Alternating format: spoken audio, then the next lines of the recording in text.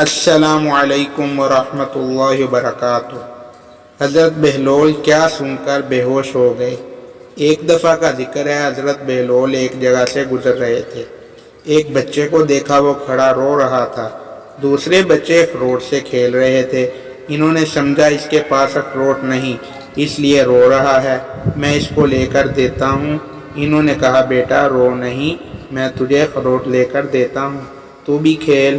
اس بچے نے کہا بہلول کیا ہم دنیا میں کھیلنے آئے ہیں؟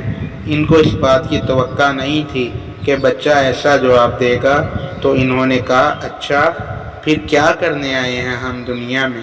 بچے نے کہا ہم اللہ تعالیٰ کی عبادت کرنے آئے ہیں۔ انہوں نے کہا بچے ابھی تو تم بہت چھوٹے ہو، تمہارے کام کی یہ چیز نہیں ہے، ابھی تو تمہارا اس منزل میں آنے میں ابھی بہت وقت پڑا ہے۔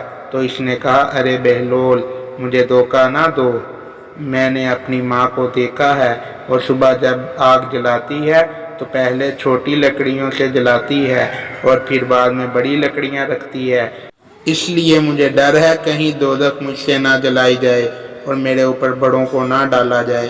یہ سن کر بہلول بے ہوش ہو کر گر پڑے۔